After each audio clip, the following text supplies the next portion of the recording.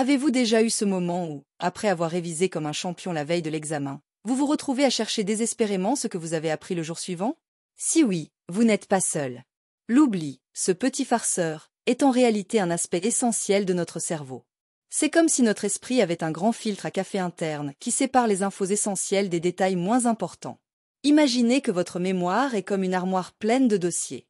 L'interférence est ce qui se passe lorsque vous essayez de ranger un nouveau dossier à côté d'un ancien, mais que les deux sont tellement similaires que vous finissez par mélanger les deux. L'interférence proactive, c'est comme si vous aviez une vieille étiquette sur un dossier qui vous fait oublier le nouveau contenu. Par exemple, après avoir appris le numéro de téléphone d'un vieux pote, vous avez du mal à retenir celui de votre nouvel ami. L'interférence rétroactive, c'est quand les nouveaux dossiers sont si envahissants qu'ils cachent ceux que vous aviez déjà classés. Imaginez que vous apprenez une nouvelle langue et que les règles de cette langue vous font oublier certaines expressions dans celles que vous parliez avant. Ensuite, il y a la théorie de la dégradation, qui est un peu comme le rangement désordonné de votre bureau. Plus vous laissez les papiers non triés, plus ils se mélangent et deviennent difficiles à retrouver. De la même manière, si vous ne révisitez pas régulièrement une information, elle se perd dans le bazar de votre mémoire.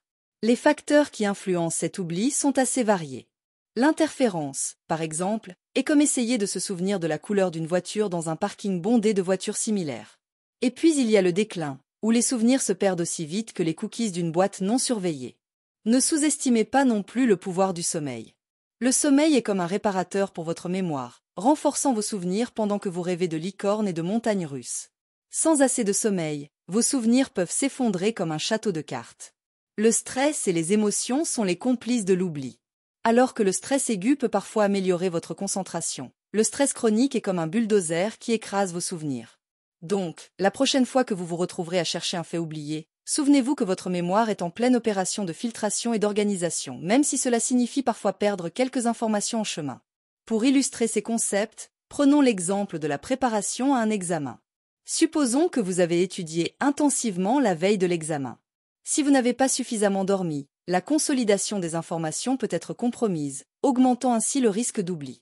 De plus, si vous apprenez des informations similaires à celles que vous aviez déjà apprises pour un autre examen, vous pouvez rencontrer une interférence proactive ou rétroactive. La bonne nouvelle, c'est qu'il existe plusieurs stratégies simples mais puissantes pour renforcer vos capacités mnésiques. Tout d'abord, un bon sommeil est crucial. Le sommeil joue un rôle essentiel dans la consolidation des souvenirs, alors visez 7 à 9 heures de sommeil réparateur chaque nuit. Un sommeil profond et paradoxal est particulièrement important pour renforcer vos souvenirs. En parallèle, une alimentation équilibrée peut faire des merveilles pour votre mémoire. Les fruits, légumes, poissons gras, noix et graines sont des alliés précieux, riches en antioxydants, oméga 3 et vitamines qui soutiennent la santé cérébrale. N'oubliez pas également de rester actif physiquement. Même une simple marche quotidienne améliore la circulation sanguine vers le cerveau et favorise la neuroplasticité. Pour entraîner votre cerveau, engagez-vous dans des activités stimulantes comme les puzzles, la lecture ou l'apprentissage de nouvelles compétences. Ces exercices favorisent la création de nouvelles connexions neuronales. En matière de mémorisation, utilisez des techniques comme la répétition espacée, qui consiste à revoir les informations à des intervalles croissants, et les mnémoniques, tels que les acronymes ou les associations visuelles, pour faciliter la rétention. Organiser et structurer l'information peut également être très bénéfique. Créez des résumés, des cartes mentales ou des listes pour mieux comprendre et retenir les informations. En outre, maintenez une vie sociale active, car les interactions sociales stimulent le cerveau et améliorent les fonctions cognitives. Prendre le temps de discuter avec des amis et de participer à des activités en groupe peut également renforcer votre mémoire.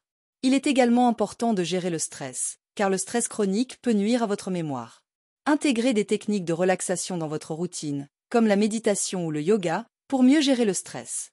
Enfin, ne négligez pas l'importance de l'hydratation. Boire suffisamment d'eau est essentiel pour maintenir une bonne fonction cérébrale. En intégrant ces pratiques dans votre quotidien, vous pouvez améliorer considérablement votre mémoire et optimiser votre capacité à retenir et à récupérer des informations. Prenez soin de votre cerveau comme vous le feriez pour toute autre partie de votre corps, et vous verrez des résultats positifs. Merci d'avoir écouté cet épisode sur l'optimisation de votre mémoire.